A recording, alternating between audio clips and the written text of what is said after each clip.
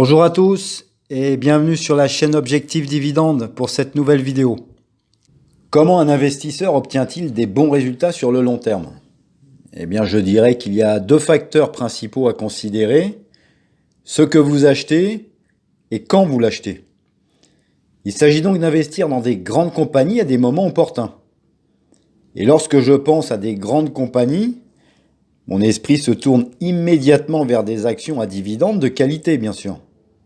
Et des compagnies de qualité, je vais vous en présenter 11 dans cette vidéo, puisque je vais détailler l'un de mes comptes titres, dont le prochain objectif en termes de valorisation est d'arriver à 100 000 € en effectuant des apports mensuels, en plus des dividendes reçus.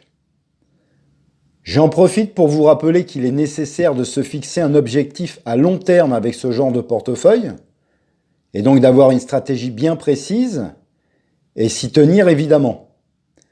Dernier petit rappel, cette vidéo a un but uniquement éducatif, et en aucun cas ce sont des conseils d'achat. Et on commence tout de suite avec la première compagnie, qui est Altria, dans le secteur du tabac, avec 220 actions actuellement et un gros dividende trimestriel qui est en hausse depuis 52 ans.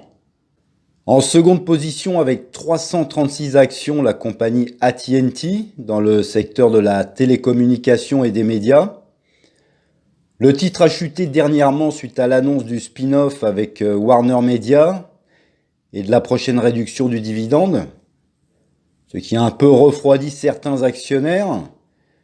Cependant, je conserve le titre, qui a un rôle bien précis dans ce portefeuille, et peut-être même renforcé si l'action venait encore à baisser, car le titre est clairement sous-évalué pour moi.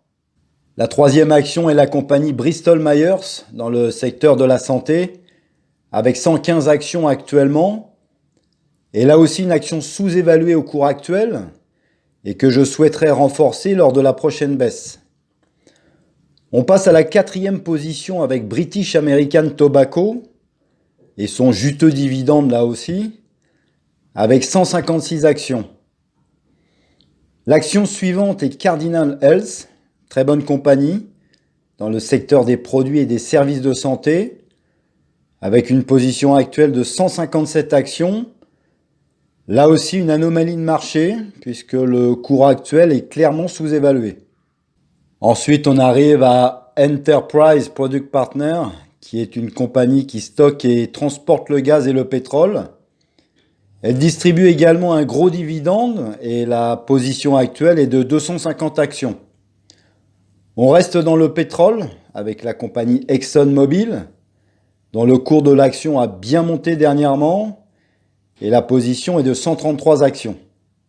On continue avec Manulife, dans le secteur financier et l'assurance, avec une position actuelle de 295 actions, et là encore le cas typique d'une action sous-évaluée au cours actuel, et donc il est probable que je renforce ma position.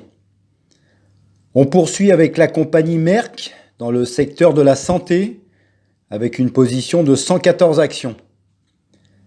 L'avant-dernière action est la compagnie Verizon, dans le secteur de la télécommunication, avec 330 actions actuellement.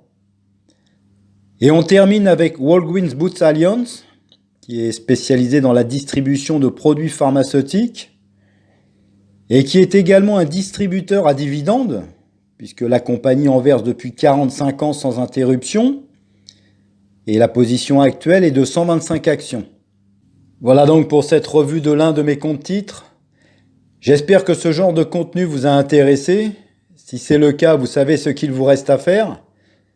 Likez cette vidéo et abonnez-vous à la chaîne si ce n'est pas déjà fait. Et je vous dis à bientôt pour une nouvelle vidéo.